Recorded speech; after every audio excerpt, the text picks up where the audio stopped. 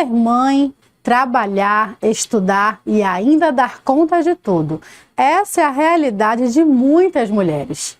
Mas até onde vai esse limite? O Café da Tarde está começando.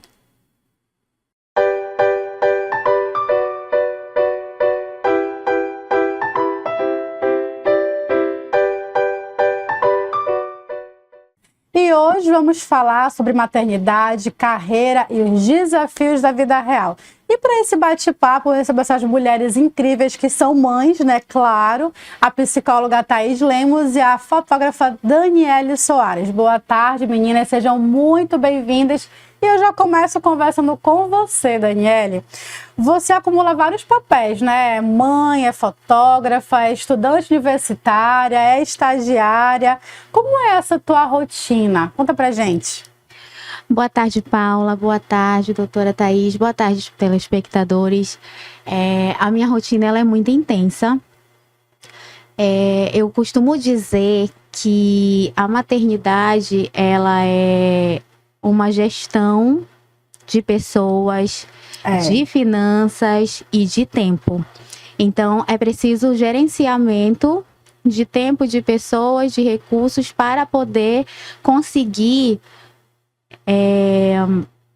para eu poder conseguir conciliar os meus objetivos que vão além da maternidade. Isso é verdade. Isso é verdade.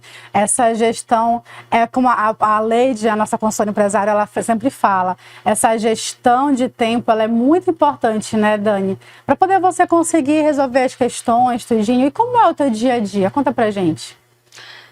O meu dia a dia, ele é preenchido cada minutinho, né?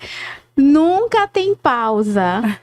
Eu sou mãe de 3 crianças e vivencio a maternidade típica e atípica, né? E paralela a isso tem o meu trabalho, que eu sou autônoma na área da fotografia.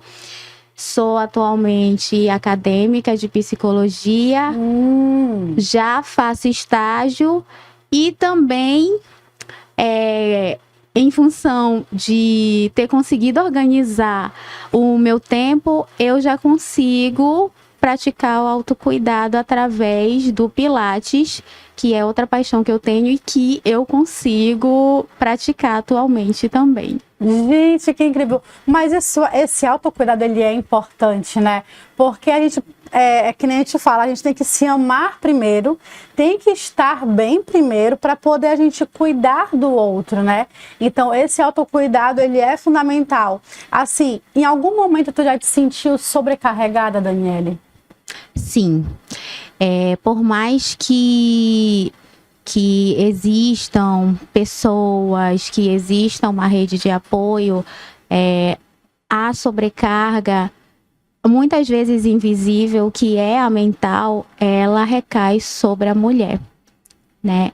Infelizmente, existe muito essa cobrança social de que a responsabilidade maior é da mulher, o cuidado dos filhos sobrecai sobre a mulher, e a gente vivencia uma sobrecarga mental que é invisibilizada pela sociedade, que geralmente não é vista, e não existe muito cuidado em relação a isso. Sim. Depois que tu começou a praticar esse autocuidado, tu sentiu, assim, uma melhora, um alívio? Tu te sentiu melhor? Teve alguma diferença ou não? Sim, senti uma grande diferença, pois além de cuidar da minha saúde mental, cuidar do corpo, da mente, isso reflete diretamente na forma como eu lido o meu dia a dia, como eu lido com os desafios que a maternidade traz cotidianamente. É uma forma de amar e de transmitir amor. O autocuidado, principalmente da mãe, nós estamos dizendo de uma forma prática que, ao me amar, eu consigo cuidar melhor dos meus filhos. Isso é verdade. Porque quando você se ama, você se cuida mais, aí você, consequentemente, está mais disposta e mais preparada para cuidar do outro. Ainda mais os filhos que sentem tudo. Por mais que a gente não fale, mas eles sentem, porque é uma conexão muito forte, né? A doutora Thaís tem filho agora recente, né? Ela pode também compartilhar essa experiência. Aí eu já falo com a senhora agora, nesse momento, doutora. Os dados mostram que as mulheres, elas acumulam múltiplas funções. Isso a gente sabe que não é de hoje, né? Já é algo até cultural da nossa sociedade. Mas, assim, isso explica, né, esse aumento de cansaço, estresse entre as mães? Primeiramente, boa tarde a todos aí de casa. Boa tarde, Paula. Boa tarde, Daniele. Então, sim, explica muita coisa, né? Não só pelos As cobranças, né, do dia a dia? Sim, não é só pelas atividades que são realizadas, tarefas que são realizadas, assim, executadas no dia a dia, mas é justamente pela carga emocional que isso envolve, né? A Daniele expressou bem aí várias funções que ela realiza, né? Então não são só essas dinâmicas, essas várias funções, mas a responsabilidade emocional, o peso disso, né? Porque o que acontece? A mulher, a mãe, ela está muito preocupada em organizar e deixar tudo pronto para que ela saia e vá dar conta da vida dela, de ir para o trabalho e dar conta das coisas. Então, ela já está antecipando tudo. Ela está pensando ali, né, quando eu vou... Antes de eu ir para o meu trabalho, eu já tenho que acordar mais cedo, eu tenho que providenciar as coisas, o café do meu filho, a organização do almoço, a lancheira, isso e aquilo. Aí, quando está tudo organizado, aí eu vou, né, para o trabalho. Exato. Então, assim, tem todo esse peso, toda essa carga. Então, não é só as responsabilidades em si, as atividades múltiplas que ela está acumulando, mas é a sobrecarga que isso envolve, sabe? Esse peso emocional. Exato. E eu acho que também já é algo até natural, algo até cultural da mulher, ela automaticamente se sentir mais cobrada, porque tem uma minoria que tem a sorte, né, de ter ali o pai, o genitor, que faz a parte dele. Eu não digo que ajuda, porque o pai faz o papel dele, né, ele não é um visitante, ele tem que ajudar, ele tem que fazer o papel. É responsabilidade. Não é isso, ele não ajuda, ele cumpre a responsabilidade dele. Sim. Mas, infelizmente, uma maioria a gente vê que não tem essa cobrança do pai, né? Mas é da mãe. Infelizmente, é algo assim até cultural da gente. Então, é como se naturalmente, tem que abrir mão da carreira, né? A mulher, ela acaba se doando mais, se dedicando mais, até porque, querendo ou não, tem uma conexão maior com o filho, né? De você entender mais a questão de dor, de doença, caiu, a necessidade, né? Enfim, não que o pai não tenha, mas a gente acaba vendo isso muito mais intenso com a mãe, né? Então, também é muito natural já, da feita que a mulher passa a gerar, ela já se sentir cobrada, né? Com essa maternidade, com essa presença forte nessa rotina? A mulher se sentir cobrada? Sim. Com certeza. É algo muito natural, muito né? Muito natural. Cultural. Porque já dizem, né?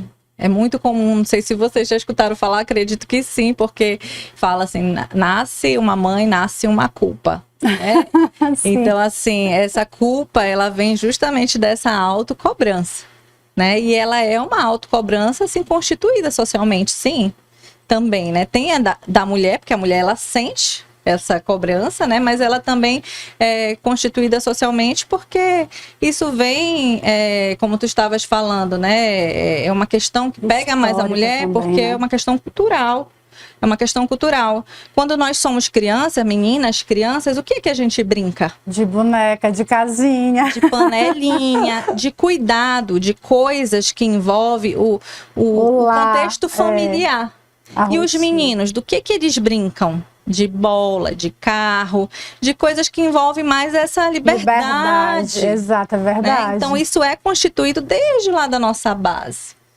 Dificilmente você vai dar uma boneca para o menino. Sim. Né? Culturalmente, hoje em dia, existem mais aberturas para isso. Mas, assim, culturalmente, quando a gente traz essa história, a realidade é essa. Boneca, panelinha, questões mais afetivas está vinculado à mulher, à mãe. Então é muito natural, já sente essa sobrecarga, essa cobrança. Tanto que, olha, que segundo o IBGE, as mulheres, elas dedicam quase o dobro de tempo aos afazeres domésticos em relação ao homem. Aí, Daniele, eu queria saber de ti, né? Você sente que essa responsabilidade dentro de casa, ela recai mais sobre você? Sim. Apesar de ter uma rede de apoio, mas essa responsabilidade, no final do dia, ela é maior para mim. Entendi. Então, é algo que eu sei que não é vivenciada somente por mim, é a realidade de muitas mulheres. E com ou sem rede de apoio, acredito que a maioria das mulheres vivencia essa responsabilidade maior sobre si. Entendi. Você tem uma rede de apoio, né? Hoje, quem é a tua rede de apoio? Sim, eu tenho uma rede de apoio. O esposo, os avós, as tias. Porém, essa rede de apoio, ela nem sempre pode estar presente. Então, acaba que, no final, eu me sinto sobrecarregada, porque nem sempre eu posso contar com essa rede de apoio, pois eles também têm outras ocupações, né? Sempre que possível, eu tenho essa rede de apoio, mas nem sempre essa rede de apoio está disponível. Entendi. Assim, mesmo o pai, ele é bem presente, né? Bem participativo, o teu marido. Mas, assim, vocês conseguem dividir as responsabilidades, as tarefas? Ou tu acaba te sentindo, assim, um pouco mais sobrecarregada porque acaba recaindo mais sobre você? Sim, eu tenho um esposo que é bem presente, é um pai participativo. Para eu poder estudar, ele fica com as crianças, né? Então, mesmo dividindo algumas tarefas, a maior sobrecarga é sempre para mim. Sim. Thaís, aí assim, essa sobrecarga, ela pode impactar a saúde mental da mulher, da mãe, no caso? Essa sobrecarga, ela pode gerar um nível de ansiedade, né? Ansiedade todos nós temos, né? Mas existe aquela ansiedade que de alguma forma tem a ver com eu estar ali sentindo algum desconforto, alguma negatividade. A ansiedade está muito relacionada à antecipação. Sim. A gente antever algo. E a mãe tem muito disso, né? Como eu estava falando antes de ela sair de casa, ela já está prevendo as coisas, organizando tudo para deixar tudo certo. E aí isso, com o tempo, de alguma forma, pode se acumulando, intensificando e potencializando essas sintomatologias e virando algo muito pesado. E pode gerar um cansaço muito grande, uma irritabilidade, uma exaustão mesmo emocional, um esgotamento emocional. Entendi. Né? E aí, a grande questão de tudo isso, assim, que eu acho interessante trazer para cá, é que essa sobrecarga que é trazida, às vezes é naturalizada. Sim. Né? Às vezes por um pai. Né? Não, isso é tu que tens que fazer mesmo. Isso é contigo, é a mulher que faz isso. Às vezes uma mãe, não de uma maneira assim maldosa, né? Mas até involuntária, né? Involuntária. Você tem, de alguma forma, você tem sorte. Eu escuto muito isso, sabe, na clínica. Você tem sorte que você tem a rede de apoio. Eu não tive isso. Então, assim, é muito naturalizado. Quando, na verdade, essa sobrecarga, ela está demonstrando, de alguma forma, algo que não está legal. Sim. Né? E que precisa, muitas vezes, ser compartilhado, ser dividido. Né? Então, assim, eu observo muito isso nas escutas clínicas, sabe? E sim. Entendi. Agora, assim, a gente tem falado muito que a sociedade espera algo da mulher, mas, assim, no teu ver, né, profissional, como psicóloga, de fato, a sociedade, ela ainda espera que a mulher, que a mãe, ela dê conta de tudo? Eu acredito que eu até te disse um pouco disso anteriormente, né? E sim. Mas eu acho que são as duas coisas, inclusive, sabe? A mulher, ela, de alguma forma, uma ilusão de que ela precisa dar conta de tudo por conta de toda aquela constituição cultural que a gente estava conversando anteriormente. Ela vai crescendo, se constituindo, achando que ela precisa dar conta de tudo, ela sente isso. Ela tem essa sensação de que ela precisa dar conta de tudo. E a régua da sociedade para mãe, para mulher, é muito alta. Verdade. Ela exige muito. Então, existe sim essa...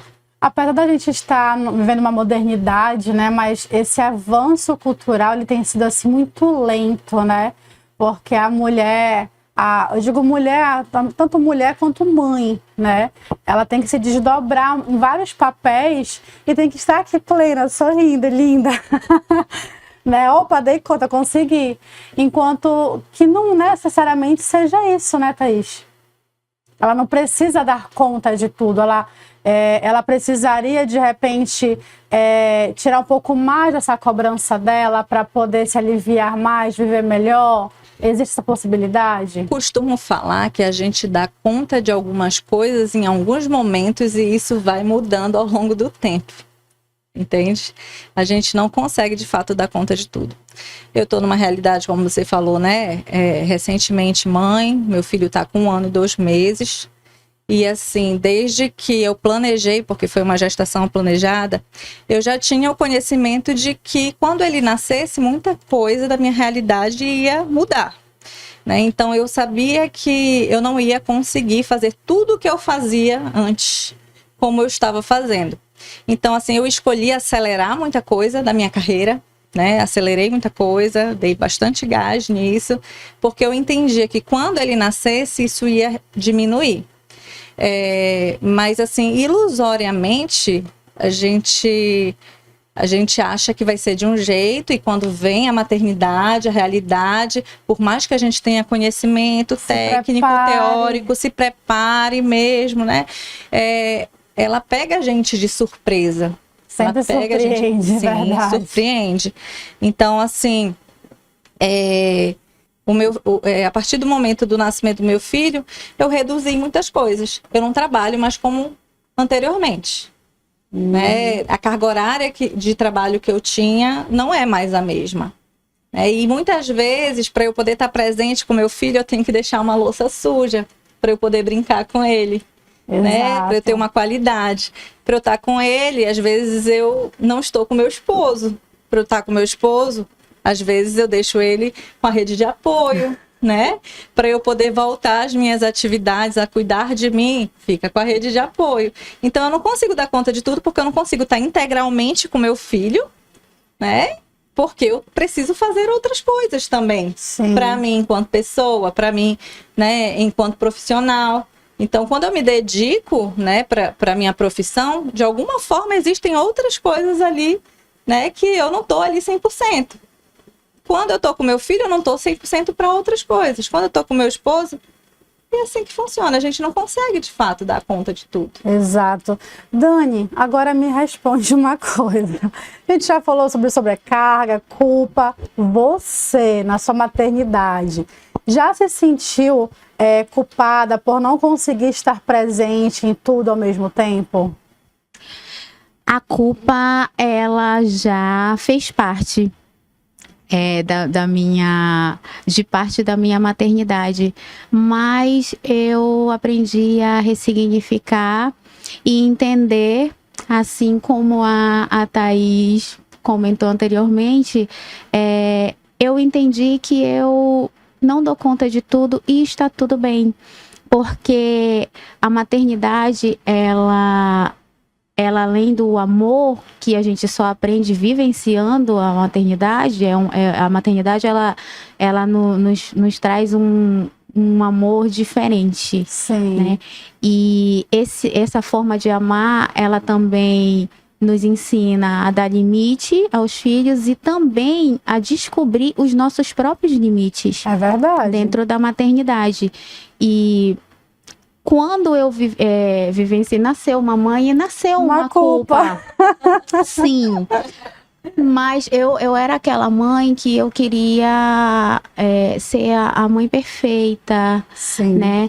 E eu entendi que não ser perfeita é a melhor forma de maternar, porque é a forma mais humana, é quando você entende que você ama e que você tem limites e E que esse limite, ele te faz amadurecer e melhorar cada vez mais a tua forma de viver e de maternar.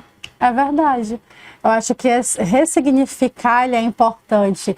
Ainda mais tu que já tem 3, né? Então vai aprendendo. Eu tenho 1, mas assim, graças a Deus eu consegui aprender logo também. Ele vai fazer 10 anos. Ah, não, fez agora 10 anos. Então, assim, a gente ressignificar isso, eu acho que é muito importante. Por que eu tô comentando? Porque tu tava falando aí, eu mãe, né? Então, a minha realidade também de conciliar essa rotina corrida que a gente tem. E eu ainda sou mãe solo, né? Então, quem tem esposo ainda consegue, né, ter esse suporte, dividir tarefa. Eu não, então... Falando de sobrecarga, eu entendo muito bem, porque acabou sendo inevitável, né? A gente tem que se desdobrar entre casa, trabalho, o ser mulher, o se amar, o se cuidar, para poder estar bem, para cuidar dos filhos. E você tem que estar com a sua mente, a sua saúde mental muito em dias, né? Porque você não pode, de repente, descarregar o teu estresse, né? As tuas frustrações em cima do teu filho. Ah, mas ele tem que te ver como uma super-heroína. Me corrija se eu estiver errada, psicóloga, por favor. Sim, uma pessoa que ele admira, mas não que vai dar conta de tudo que ele precisa também saber que você uma hora cansa. Então, o que é que eu faço com meu filho? Às vezes ele quer fazer alguma coisa, quando eu tô muito, se eu não dou conta, aí eu chego, filho, mamãe tá tão cansada, vem cá. Aí eu vou, abraço ele, às vezes fico deitada assim no colo dele. Aí fica lá quietinho, fica lá, ele entende. Eu acho que é importante também esse diálogo. É uma forma de você ensinar ele que ele também não precisa dar conta de tudo. É verdade. Que ele também é humano, que ele também pode errar. Exato, isso. E aí a gente fica lá, a gente fica em casa, assiste, pede uma comida e fica lá, nós dois brincando, conversando. E tá tudo bem. Quando você falou sobre ressignificar, eu me cobro muito naturalmente, da minha rotina me cobrar. Mas eu falei, não. Porque isso a gente vai se consumindo, vai se cobrando, vai se questionando. Poxa, eu não fiz isso. Meu Deus, e agora? Aí a gente começa a querer se frustrar. Então, foi que nem você falou, vem várias situações, vem vários problemas, né? Vários questionamentos. A gente mesmo começa a se invalidar. Poxa, eu não consigo, eu não sou capaz e tal. Não. Aí eu me ressignifiquei, que nem tu falaste. Não, eu não sou uma super heroína, eu sou uma super mulher, isso aí eu já sei que eu dou. Nós somos, né? Depois que a gente virar mãe, a gente vira uma super mulher, né? Mas eu preciso também respirar. Se eu não der conta de tudo hoje, tá tudo bem, amanhã eu faço. E eu já fiz isso, não deu para lavar a louça? Tá tudo bem, vai ficar aí. Ela não vai sair do lugar. Se alguém chegar e achar ruim, a pessoa vai lá e lava. Sim. Eu ajo dessa maneira, sabe? Porque é justamente isso. Tem gente que a minha mãe, ela tinha essa mania de arrumação.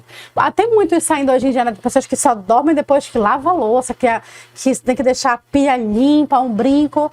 E você às vezes já chega cansada em casa, ainda vai se preocupar com algum afazer doméstico. Não que você vá se relaxar, não é sobre isso. Mas o teu corpo está pedindo para descansar. E tu ainda vai trabalhar em casa quando chega. Eu acho assim, que não são as prioridades, né? Sobre você se ressignificar. Então, não, amanhã você lava e tá tudo bem. Ou amanhã você pede pro seu esposo lavar, se você estiver, né? Amor, lava aqui, por favor, enquanto eu faço o café. Tá tudo bem. É o papel dele também, dividir as responsabilidades, né? O João já me ajuda, já tem 10 anos, né? Então, filho, lava a louça pra mamãe, por favor. Aí ele vai. Então, eu faço café, ele lava a louça do café e a gente vai fazendo assim, tem que ensinar. Eu até brinco com as minhas amigas. A minha nora, ela vai me agradecer, porque eu estou criando um homem que vai dividir com as tarefas de casa. Então, continuando. Thaís, aí eu te pergunto. A culpa materna, ela é real, né? Ela é real ou ela é construída socialmente? Porque a gente já falou tanto que a mãe nasce uma culpa, né? Mas pela tua visão, né, como psicóloga, a tua visão profissional, como é que funciona essa questão da culpa? Ela é real ou ela é algo que é construído? Ela é real e ela é construída, né? Ela é real porque nós, enquanto mães, mulheres, né, eu me coloco nisso também, a gente sente, né? A Daniele trouxe aqui, eu senti muito culpa lá no início, né? Então ela é real. A mãe, ela traz mesmo essa culpa. Sim. Mas ela é construída socialmente justamente por conta dessa régua que nós falamos, assim, né? Que é colocada da maternidade para a mulher, aquilo que é imposto. E também porque, assim, a mulher, ela entra, ela já atingiu ali um momento, assim, onde ela está inserida no mercado de trabalho, né? Ela conquistou esse lugar. E as responsabilidades com filhos, as responsabilidades com os afazeres, né, de casa, isso não diminuiu. Então, a mulher, ela acumulou essas responsabilidades. Né? Ela trabalha e ela cuida dos filhos, das coisas, ela tem essa questão de dar conta de tudo, né? Essa ilusão de que ela vai dar conta de tudo. E é aí que vem essa sensação da culpa. E isso também é cobrado socialmente, que ela dê conta. Então, ressignificar é muito importante, né? Sim. Daniele, tu já pensou em abrir mão de algo? Ou tu já precisou abrir mão de algo? Eu diria que eu ressignifiquei.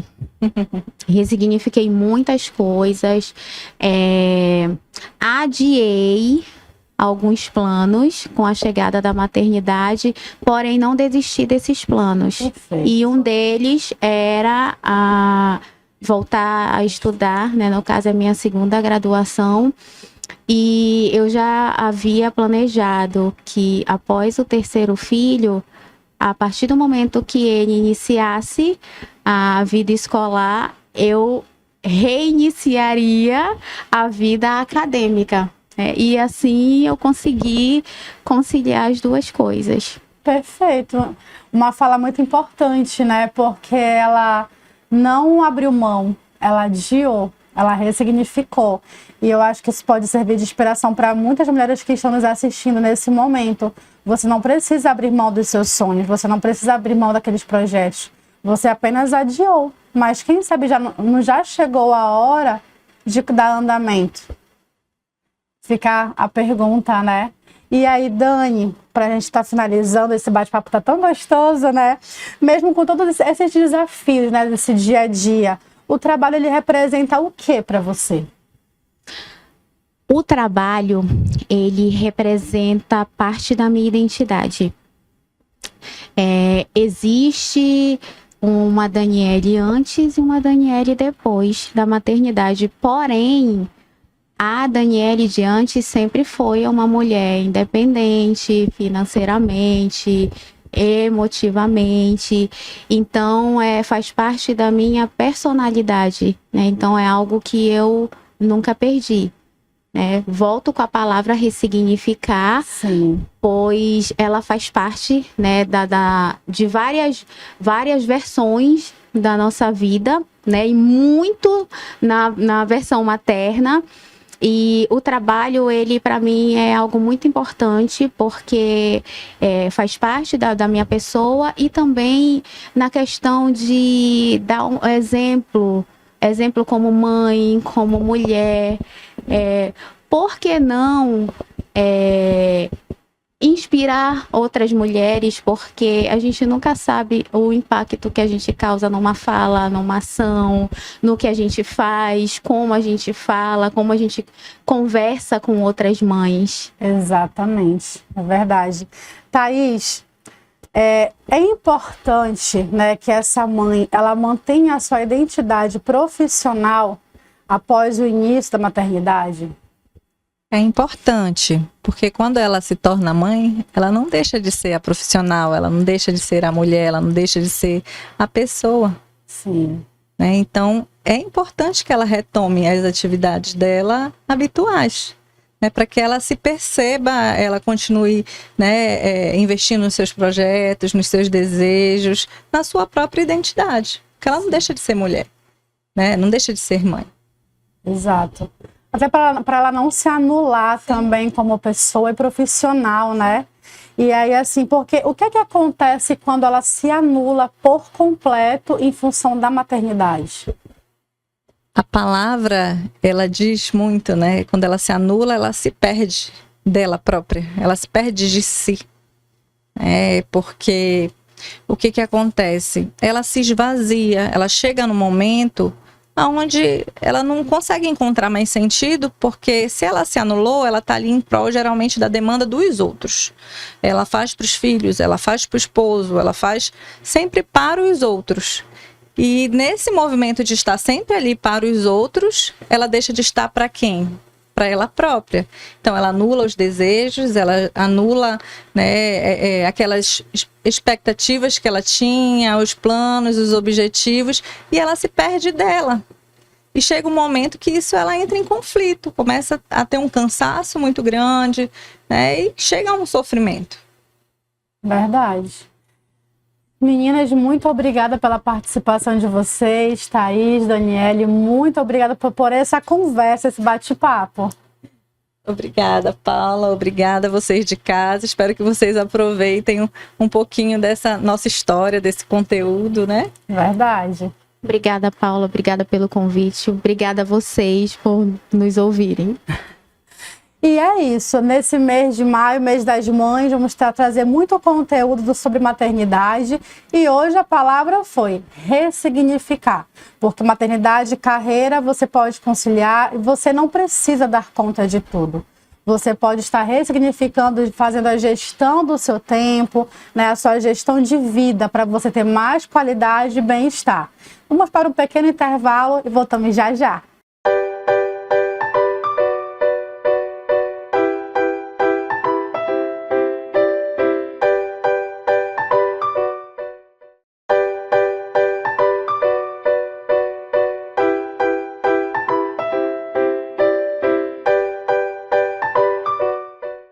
Já estamos de volta e já estamos iniciando o nosso quadro Pode Empreender, porque todo mundo também está falando no lançamento que teve essa semana do filme O Diabo Veste Prada. E já para pegar esse gancho, vamos falar hoje sobre cultura da empresa com ela, nossa consultora empresarial, Leide de Paula. Seja muito bem-vinda, muito boa tarde, Leide. Boa tarde, Ana Paula, boa tarde para você. Olha, hoje, né, eu vou falar de um assunto que amo, que é a cultura, e usando como pano de fundo o filme que eu mais amo, que é O Diabo Veste Prada. Desde 2006, desde a primeira vez que veio, que eu acompanho, que eu estudo esse filme, e hoje eu vou ter a oportunidade, Ana Paula, de estar falando de empreendedorismo dentro desse filme. Verdade, e que ele respira empreendedorismo, né, Leide? Total, porque assim, o filme não é sobre moda, né? Ele é sobre padrão, ele é sobre sobrevivência de mercado. E o mais incrível, que tu prestar atenção, mudou o cenário 2026 para agora desse que teve o lançamento, mas não mudou o jogo. Então, quem não entender isso, realmente vai sofrer. É verdade. E aí eu quero saber de ti. Muita gente vê a Miranda, né, que é a personagem principal, como vilã. Como você a vê de fato? Você enxerga ela diferente disso ou não? Não, ela não é a vilã. No análise que eu fiz desde o primeiro, é que existe ela, né, a Angel, e existe o verdadeiro vilão, que eu chamo de mercado. É esse que deve realmente ser enfrentado, ser visto de frente. Na verdade, quando a pessoa, que está assistindo não faça mais isso, ela não é a vilã. Ela simplesmente é uma líder de pulso muito forte, que se posiciona para sobreviver no mundo, né, dos negócios. Sim. Porque assim, o que eu vejo é que muita gente quer o sucesso da Miranda, porque é incrível aquela personagem. Quer o sucesso, mas não tem coragem de pagar o preço, Ana Paula. É verdade. É isso que eu percebo. Mas assim, ela foi como você bem colocou, ela é uma mulher que sabe se posicionar, de pulso firme, mas tem uns que acham que é uma líder tóxica, né? Isso. Mas assim, será que de repente ela já não é pulso firme demais, ela não exagera um pouco? Para o meio, para o cenário que ela estava, né, editora-chefe de uma revista. Gente, olha só os termos. Ela é editora-chefe de uma revista, um mundo, né, totalmente que realmente avassalador no mundo dos negócios. Então, eu acredito que ela tem um padrão muito forte ali, que é a exigência da qualidade. Então, eu não acredito que seja tóxica. Eu acredito que é um um personagem que mostra e motiva a muitos, e eu gostaria até de falar assim, se motive com isso, porque é na pressão, nas adversidades que um grande profissional é forjado. Tanto que a secretária foi forjada nessa pressão. Que a Miranda, aparentemente assim, até sim, bem maldosazinha, né? Que atravessou por cima de qualquer um que não tivesse disposto a crescer. E ela foi surpreendida. A própria Miranda foi surpreendida. E eu sugiro fortemente, tem o 2, né? Assistam o 1 também. É muito maravilhoso. Tu falou que ela exige muito pela qualidade. E isso é verdade, isso é muito claro no filme, porque padrão Miranda é padrão de excelência. E os próprios funcionários dela já sabem que ela não aceita menos que a excelência.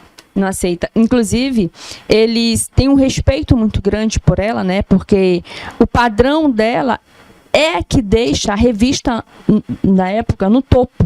Sim. Né? É todo esse padrão, ela não admite, é como se fosse a melhoria contínua.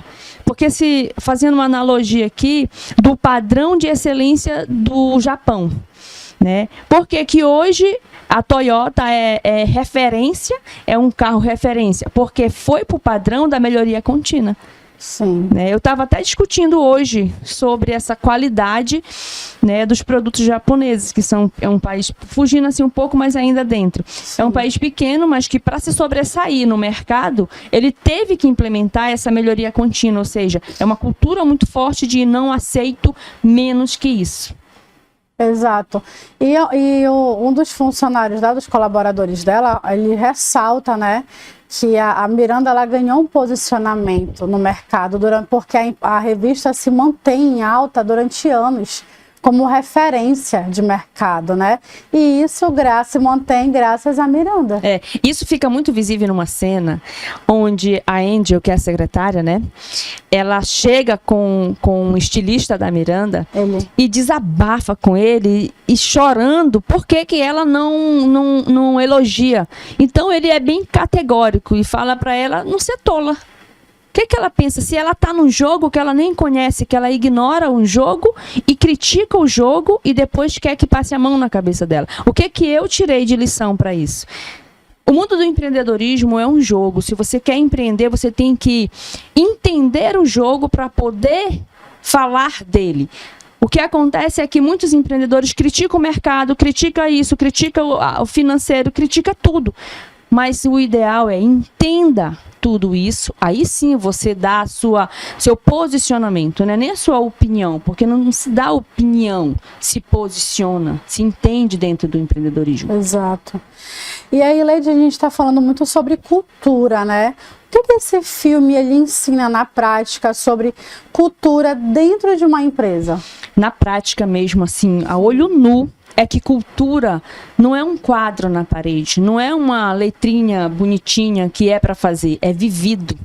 É o padrão que acontece todos os dias. É o que acontece dentro da empresa, mesmo quando o dono não está vendo.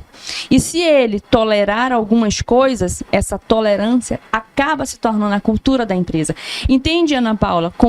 Eu sou apaixonada por esse filme porque eu vejo como se fosse em 3D, como as empresas hoje, muitas delas, não conseguem evoluir porque aceitam um padrão meia boca, acha que o colaborador que chega atrasado, tudo bem, acha que se ele fizer algo errado, tudo bem, então tudo isso vai virando uma cultura que depois não sustenta a própria empresa. Eu defendo muito a parte de... vamos supor, eu faço a estratégia da minha empresa, eu tenho todo o trabalho de organização, de reuniões, mas tudo isso é engolido pela cultura no café da manhã.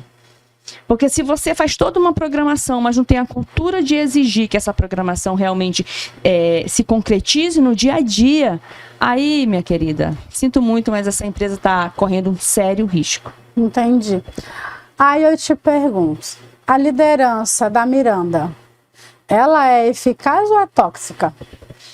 É altamente eficaz. Porque se não fosse eficaz, ela não tinha tanto sucesso. E é uma liderança estratégica.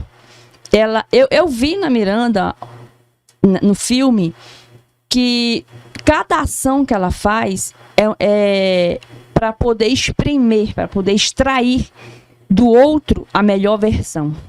Tanto que só trabalha com ela os melhores. Então é uma liderança em que quem quer realmente entrar no jogo e aprender e a ser grande, tanto que lá no filme diz, né, que ali seria um local onde milhares de garotas gostariam de trabalhar lá. Sim, e se trabalhar pelo menos 1 ano, consegue um emprego em qualquer lugar, para te ver o nível de referência que é ali. Então, quem foge muito, o meu líder é tóxico, fulano brigou comigo, ciclano me exigiu tal coisa, presta atenção nesses questionamentos. É a pessoa que te exige demais, é o mercado que te exige demais, é o concorrente que está passando de ti, o que é que está acontecendo que você está numa zona de reclamar, justificar, ao invés de questionar, propor e agir. Então é muito isso. Então a Miranda, se bem assistido, ela faz com que você saia da reclamação, saia da justificação, de se justificar, questione, foi o que aconteceu, proponha e haja. É sobre isso. Então não vejo que seja tóxico ali. Perfeito. Agora, assim, muita gente também se identifica com a Andy no começo, né? Isso. Linda, dedicada, esforçada, né? Agora, assim, qual é o maior erro de quem está começando no empreendedorismo? Pois é achar que pode começar e permanecer onde está. Ou seja, quando você começa a empreender, tanto que a Angel entra ali como a pobre menina, coitada, que quer, que sonha, que idealiza tudo aquilo, mas que quando percebe que para ela permanecer ali, para ela crescer ali, ela tem que mudar. Ela tem que entender que ela tem que enfrentar as coisas de frente, tanto que há uma mudança total nela. E não é diferente. O empreendedor, a pessoa, eu decidi agora que eu vou abrir uma empresa. Será mesmo que eu vou ter que tratar o meu final de semana como antes? Não. Eu decidi que eu vou sair do CLT, assuntos que a gente já tratou aqui. Sim. Eu vou sair do CLT. Será mesmo que eu não vou me preocupar no faturamento? Porque não que o CLT não se preocupe mais vendendo. Tem funcionário que fala assim, vendendo ou não, eu vou receber. E o funcionário? E o empreendedor? Que ele tem que fazer o salário dele. Exato. Que ele tem que fazer a renda dele acontecer. Então, a mudança que aconteceu, entrei em algo e sei que eu vou crescer. E eu quero trazer de novo, que eu bato nessa tecla. Você entra no mundo do empreendedorismo a partir de um ponto A. E sonha com a estratégia para chegar no ponto B. Aí a questão não é mais o ponto B, é quem você tem que se tornar para chegar até lá.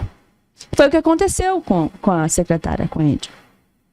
Ela teve que se transformar, teve momentos ali no filme em que ela confrontou a cultura do passado, aquela cultura com o namorado, com os amigos no barzinho, aquela coisa toda ali, com a cultura de altamente... No outro nível, focada, dedicada, comprometida em fazer dar certo um mundo que ela criticava. Até para o próprio desenvolvimento dela, né? Isso. Agora, assim, o filme também mostra que crescer tem um preço. No mundo real, né? O filme, mas no mundo real, qual é esse preço? Olha, é um preço que realmente tem que ser pago. Eu não posso querer crescer sem abrir mão de sair da zona de conforto.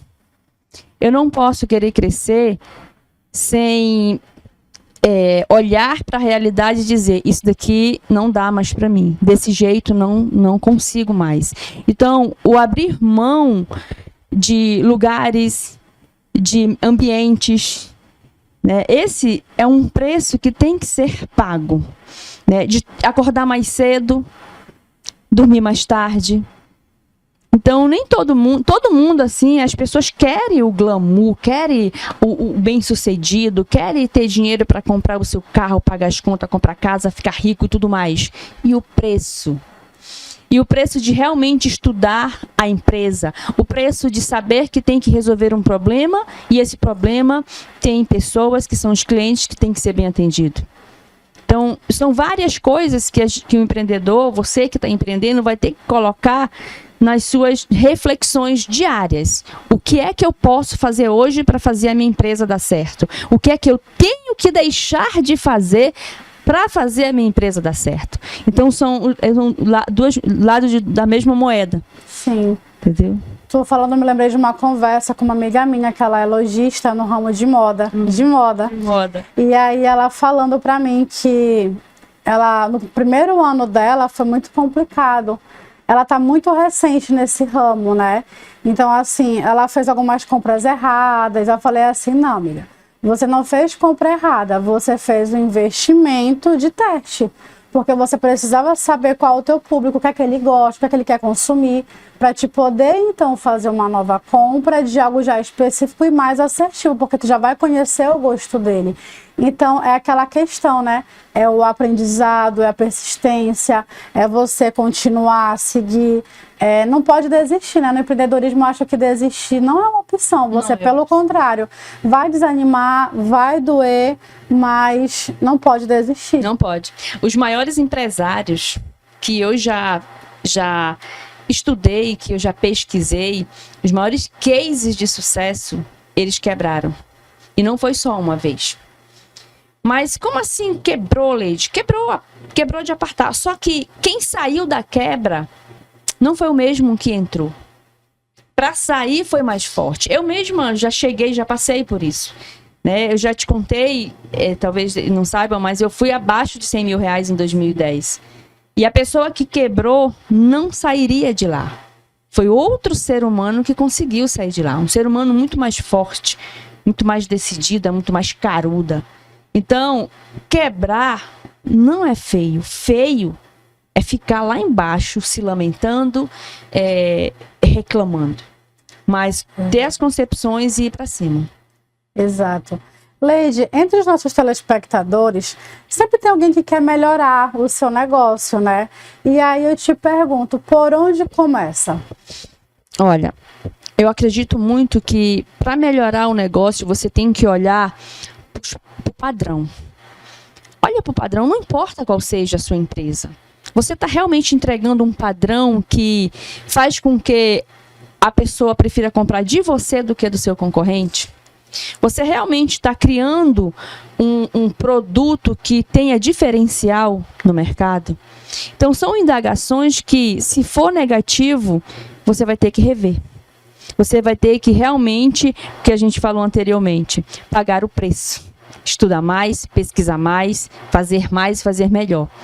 Então, eu acredito que para dar certo, antes mesmo de pensar numa estratégia muito elevada, tem que pensar no padrão que a pessoa quer levar para o mercado. Entende? Por exemplo, a sua amiga, ela comprou, ela disse que foi uma compra errada. Rapidamente percebeu que o padrão poderia melhorar. Né? Então, foi muito feliz quando você falou, você está em teste.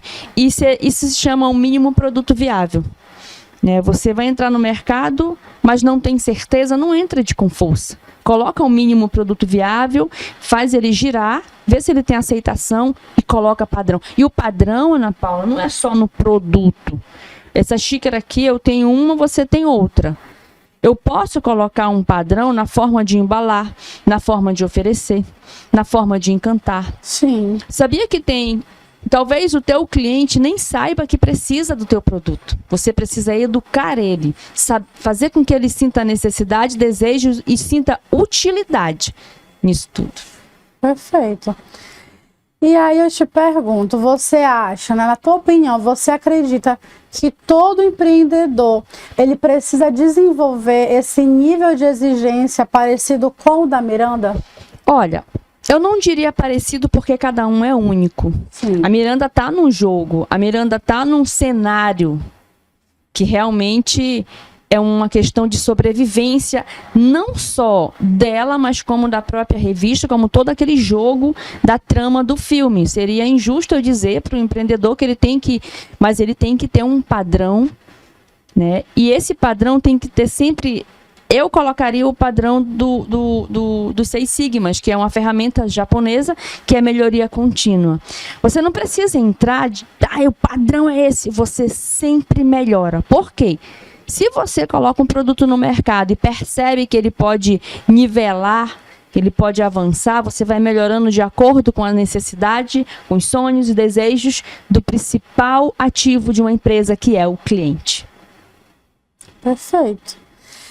Leide, se você pudesse resumir em uma frase o principal ensinamento desse filme, para quem quer crescer, né? Qual seria? Aceite a mudança. Em uma frase seria essa: aceite a mudança, porque nada fica estático. Quando você entra no mercado, você todo dia é uma nova versão, o mercado é uma nova versão, principalmente nos dias atuais, que a gente é engolido por tanta novidade todos os dias. Então, sempre esteja um passo à frente. Esse é o meu jeito, essa é a minha cultura, isso assim, você, inclusive no meu livro, no DNA Empreendedor, eu falo de adaptabilidade, um dos 3 pilares. A adaptabilidade ao mercado, porque o mercado está mudando. Assim como aconteceu lá, que a Indy teve que estar se adaptando, nesse novo também houve toda uma adaptação. Lembra? Lá foi em 2006, agora eles estão numa nova versão e está muito show. Nossa senhora, esse filme, eu sou apaixonada por ele. Então, em uma frase é essa: aceite, encare, em frente, vai para cima, escreva a sua história. Perfeito. Agora, o que você acha que tem mais chance de crescer hoje? Quem reclama do mercado ou quem aprende a jogar o jogo? Eu gosto muito de falar de jogo, mas o jogo do mercado, na analogia do xadrez. Sim. Né? Eu gosto do xadrez. Para quem não gosta, eu sugiro fortemente. Eu trago xadrez para tudo que eu vou falar na minha vida, assim, porque o jogo do mercado é como se você fosse ali, você é pequeno, tem um monte de empresas pequenas, que seriam os peões, rapidamente a analogia, e você tem que defender todo um território. Sendo que se você tiver como atravessar todo o jogo e ir para o outro lado, do outro lado você se torna quem você quiser, exceto o rei. E foi o que aconteceu com a jovem, que ela atravessou, era um peão ali, apanhando da vida, não era nem da Miranda, era da vida, porque as concepções eram delas, né? A falta de visão era dela, e acabou que ela atravessou o outro lado e encarou o jogo. Então, a pessoa que... Eu entrei no mercado, mas eu não estou vendendo. Por quê? Mas o meu concorrente está avançando e não consigo. Por quê? Eu gosto da palavra, da expressão porquê. Comece pelo porquê. Por que eu estou faturando 50 mil ao invés de 200, 300, 100 mil? Porque eu não sei. Aí, eu não sei é muito bom. Porque tem gente que sabe tudo e quem sabe tudo é o começo do fim. Né? Acabei de chegar no meu começo para chegar ao meu fim quando eu sei tudo. Eu nunca vou saber tudo. É verdade. Agora, Leide, a gente falou aqui de jogo, né? A Miranda, ela é essa mulher muito forte, muito imponente, muito empoderada, né? Independente, que sabe se posicionar, elegante, inteligente. Ela já lê assim. Ela já lê assim. Inteligentíssima, né? Mas aí tem um detalhe no filme, tem um único momento em que ela chora. Tem. Que é justamente quando se vai mais um marido. Mais um marido. E assim, a Miranda... O bacana do filme, para você ver como o filme é completo. Ele mostra a vulnerabilidade de uma potência que é aquela personagem da Miranda, uma mulher, a dama de ferro. Inclusive, eu tenho 2 coisas para falar em relação a essa questão dessa vulnerabilidade, que é quando ela chora por causa da separação, mas não é pela separação. Quando ela fala da separação, mas quando ela revela que ela está sofrendo pelas 2 filhas, ela tem gêmeas. Sim. Então, coloca aí, uma potência daquela, ainda é mãe. Né? Que é o que a gente fala, a dificuldade da mulher mãe enfrentar. Inclusive, é o nosso tema de hoje, maternidade e carreira, né? E aí é justamente isso, essa matéria, pra gente concluir aqui, né? Como conciliar essa maternidade e carreira você nos dias de hoje, porque no filme isso é muito claro, no meu entendimento, na minha percepção, que ela se dedica demais para a carreira dela, né? E deixa em segundo plano a maternidade. Eu vivo muito disso, maternidade, carreira, ali me conciliando, mãe solo, é puxado, é cansativo, é uma jornada assim, nossa. Você até acompanha um pouco, né? Eu vejo. Mas assim, na tua percepção hoje em dia, né? Porque no filme a gente tem esse olhar. No dia a dia, na realidade, né? Funciona muito assim ainda na prática? A mulher ela ainda prioriza mais a carreira do que a maternidade? Ou você tem visto essa mulher conseguir conciliar maternidade e carreira? Tu me fala assim, me vem na mente, né, as mulheres que eu acompanho que são mães. Que apesar da dificuldade, chegou soluço, porque é dolorido, né? As mulheres que conciliam, elas têm que ter muito discernimento. Porque o momento que tá pro filho, tem que ser pro filho. E são momentos, não é 24 horas por dia. Sim. O filho tem vivências, tem outros ambientes, precisa socializar com outros ambientes. Mas eu acho muito válido quando é para se dedicar, se dedica. Mas assim, eu vou trazer aqui. Eu já vi mulheres que se dedicam muito quando o filho não tá legal. Não tem isso? Sim. Não tá legal, eu abro mão de tudo. Então, bora prestar bem atenção aqui. Eu sou empreendedora, eu sou mãe, e eu não vou deixar para dar atenção pro meu filho só quando ele não estiver legal. Eu vou aproveitar todos os momentos, sem deixar de fazer o que é preciso. Porque eu acredito muito que o filho, quando cresce, e que ele vê aquela mãe que realmente ficou presente, mas trabalhou, ele tem dupla admiração. É verdade. Pelo fato dela ter sido uma mulher incrível, uma profissional incrível, e uma mãe que foi para a escola, levou para a escola, tu acabou de deixar, né? Ou no reforço. Então, eu acredito que eles têm a capacidade de admirar, sim, essa mãe. E olha a mãe. E olha a mãe aqui emocionada, porque realmente não é fácil. A gente está nesse mês das mães, né? Então, nós estamos falando sobre maternidade toda semana, né? Começamos agora falando sobre essa temática, maternidade, carreira. E assim, eu que vivencio isso, falando, vejo muito a minha realidade. Assim como de muitas outras mães, né? Mãe solo, que tem que conciliar o trabalho, que não é fácil. Foi como você falou, é muito dolorido, porque você vê oportunidades profissionais, mas que você tem que conciliar com a sua maternidade. E aí você também tem momentos importantes do seu filho que você quer participar, quer estar presente, e tem que conciliar com a carreira. E sendo realista, não dá para muitas. Muitas realmente deixam a carreira, entende? Logo, e principalmente no início. Mas assim, eu digo o seguinte, não desistam. Os filhos crescem um pouco, volta, recomeça. Entende? Eu sou motivadora do mundo do empreendedorismo, ainda mais agora com essa facilidade de tu empreender em casa, né, numa loja física. Uma loja online, né, digital. Uma loja online, no serviço, em alguma coisa, só não desistam. Olha, eu tenho uma amiga que ela vai casar, né, e eu dei 3 conselhos, um eu posso dizer aqui qual foi, os outros 2 eu não posso. E foi assim, não desiste da tua carreira. Sim. Porque a pessoa só ama quem ela admira. E o seu esposo, ele vendo que você não desiste da sua carreira, ele vai ter uma admiração. Exato. Então vai aprender a te amar mais ainda. Esse foi um conselho que eu dei. Entende? E aí, trazendo um pouquinho mais que eu queria falar, uma coisa que ficou muito assim, foi assustador assim, quando eu vi a cena, que eu reassisti, foi quando o editor da capa da revista, conversando já com Andy, né? A Andy.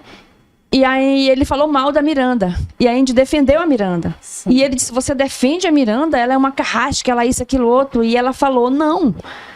Mas ela está fazendo um papel de liderança, vou parafrasear aqui, mas muitos homens fazem a mesma coisa que ela e nem todo mundo critica só porque é homem. Exato. Então o filme fica muito forte quando você começa... Eu sou estudante de empreendedorismo, né? Eu amo isso, então analisar esse filme para mim é muito assim emocionante. Eu fico assim em êxtase, eu paro e fico assim, cara, isso acontece na vida real, arrepia mesmo, porque eu não nego, minha paixão é empreendedorismo, eu enxergo empreendedorismo para tudo que eu olho. Perfeito. Perfeito. E foi assim uma análise muito boa, porque acabou de ser lançado, né? Não poderia perder a oportunidade. Você que não assistiu, assista. Não demos spoiler de nada. Fizemos o comentário com base no 1. Então, vá assistir o 2 e já vai com esse olhar, né? Empreendedor. Diferente, para poder de repente ver Aprender. a nova Andy, né? Qual a versão da Andy que vai aparecer, da Miranda ali, enfim. Cenários. Um spoiler. O cenário de 2026, 2006, de né? 2006 é diferente desse cenário, então já tem o que vai acontecer nesse filme. Exato. Então, Adaptabilidade, dei mais, entreguei mais um pouquinho. adaptabilidade. Essa é a palavra do empreendedorismo. Essa é a também, né? palavra. Leide, adorei nosso bate-papo. Vamos trazer mais filmes. Vamos trazer mais filmes. Eu gostei. E se você também gostou, já comenta, já me diga aí algum filme que você acha interessante para gente trazer para cá, para essa análise desse comparativo. Leide, muito obrigada pela tua participação. Eu que agradeço, Ana Paula, foi incrível. Vamos fazer mais, né? Também acho, concordo. Temos que fazer mais análise de outros filmes para poder me dar uma incrementada aqui. Obrigada mais uma vez. E você daí de casa, muito obrigada pela sua companhia. Um final de semana abençoado e até sábado que vem. Tchau, tchau.